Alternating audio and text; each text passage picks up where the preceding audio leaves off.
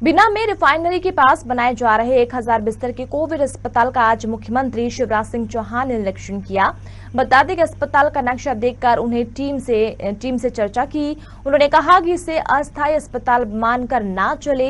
अस्पताल लंबे समय के लिए बनाया जा रहा है। यदि तीसरी लहर आई तो उससे निपटने के लिए सब तैयार रहे।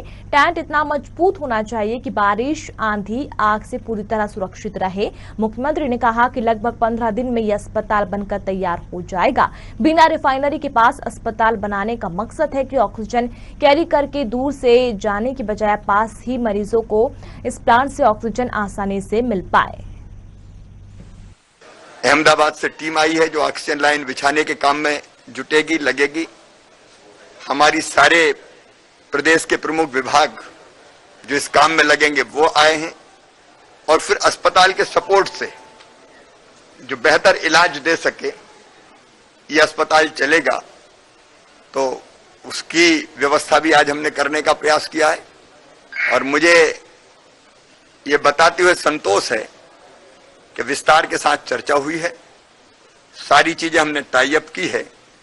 चूंकि हमको पानी और आग से बचाने की भी, सुरक्षा देने की भी पूरी व्यवस्था करनी है और कोविड का कोई ठिकाना नहीं है, ये कितने दिन तक चलेगा, इसलिए लंबे समय तक ये अस्पताल चल सके वैसा स्ट्रक्चर भी बनाना है। तो मजबूत स्ट्रक्चर बने, आज इसके बारे में चर्चा हुई है। वैसा स्ट्रक्चर बनाने में लगभग 15 दिन लगेंगे, ऐसा आज हम लोगों ने जब डिस्कशन किया तो पता चला। तो युद्ध स्तर पर वो स्ट्रक्चर भी बनेगा, उसके साथ साथ ऑक्सीजन की लाइनें बिछाना, यहाँ ऑक्सीजन टैंक से ऑक्सीजन वहां ले जाने की व्यवस्था करना, रोड्स, पीने का पानी, भोजन की व्यवस्था, इलाज की व्यवस्था, सारी व्यवस्थाओं की चर्चा हुई है। और मुझे विश्वास है कि हम सब मिलके, ये टीम मिलके जल्दी इस अस्पताल की व्यवस्था कर लेगी जहां कोविड के, कोरोना के हमारे पेशेंट्स का इलाज होगा। तो बता दें, बीना में 1000 बिस्तर का कोविड अस्पताल बन रहा है और इसे लेकर सीएम शिवराज सिंह चौहान पहुंचे थे और निरीक्षण भी किया। ज्यादा जानकारी लेते हैं संवाददाता अमीन बेग हमारे साथ जुड़े हुए हैं।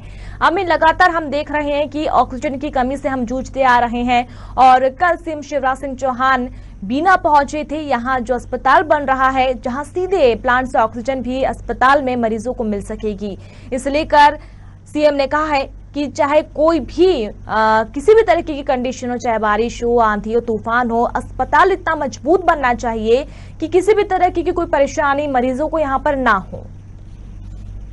देखिए, बिल्कुल नेहा, खासतौर पर बीना में जो रिफाइनरी है जहाँ से ऑक्सीजन सप्लाई होता है, वहाँ पर ये अस्थायी हॉस्पिटल बनाया जा रहा है।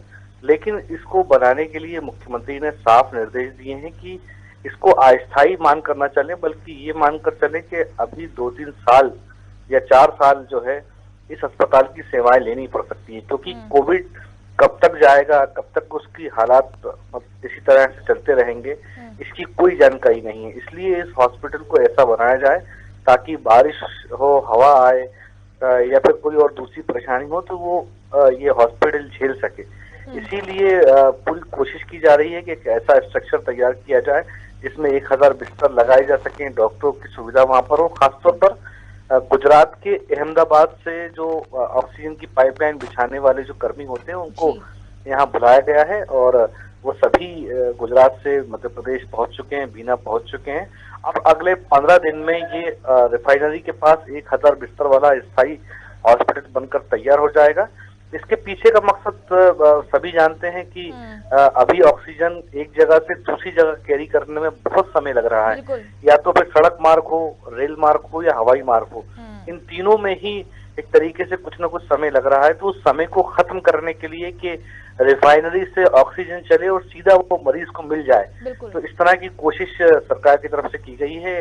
एक बड़ा इनिशिएटिव है, 1000 बेड वाला ये हॉस्पिटल होगा। जी बिल्कुल अमीन, और सीधे रिफाइनरी से ऑक्सीजन अगर मरीजों को मिल सकती है तो समय रहते हम बहुत सारे लोगों की जान भी बचा सकते हैं। और कहीं ना कहीं अमीन, सीएम ने यहाँ पर यह भी कहा है कि अगर तीसरी लहर अगर आती है तो उसका भी हम डटकर सामना कर सके। उस वक्त यह हाहाकार ना मचे, उस वक्त ये स्थिति ना हो कि हम ऑक्सीजन के लिए भटकते रहे, अस्पतालों के लिए भटकते रहे, बेड के लिए हम परेशान होते रहे।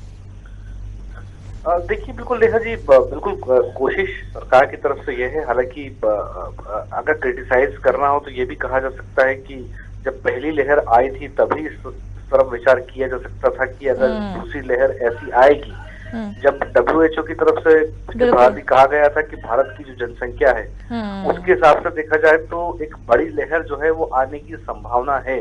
तो शायद पिछली बार ही ये तमाम चीजों को अगर मद्देनजर रखा गया होता तो ऑक्सीजन बेड कोविड सेंटर पहले ही बना के रख लिए जाते, लेकिन ऐसा नहीं हो पाया। लेकिन अब जो इनिशिएटिव लिए जा रहे हैं, अच्छी बात है कि अगर इससे भी भयंकर दौर आता है तो सरकार फिर कैसे निपटेगी।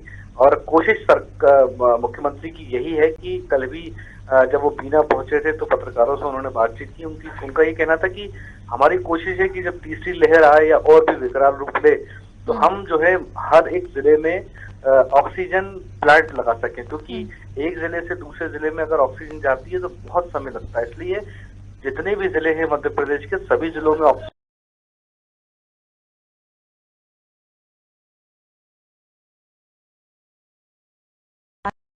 तो कहीं ना कहीं ये स्थिति है कि अगर हम राजनीति के बजाय अगर स्वास्थ्य सुविधाओं की ओर ध्यान देते तो ये कंडीशन आज नहीं होती। और ये भी आपको बता दें कि बीना में जो प्लांट के पास जो अस्पताल बन रहा है 1000 बिस्तर इस अस्पताल में होंगे। और सीएम शिवराज सिंह चौहान ने साफ कहा है कि अस्पताल अच्छे से और सही तरीके से बनना चाहिए, इमारतें मजबूत होनी चाहिए ताकि किसी भी कंडीशन अगर कोई भी कंडीशन अगर हमारे सामने आती है तो हम उससे निपट सके और अस्पताल अस्थायी ना होकर अस्थायी रूप से यहाँ बनाया जाए।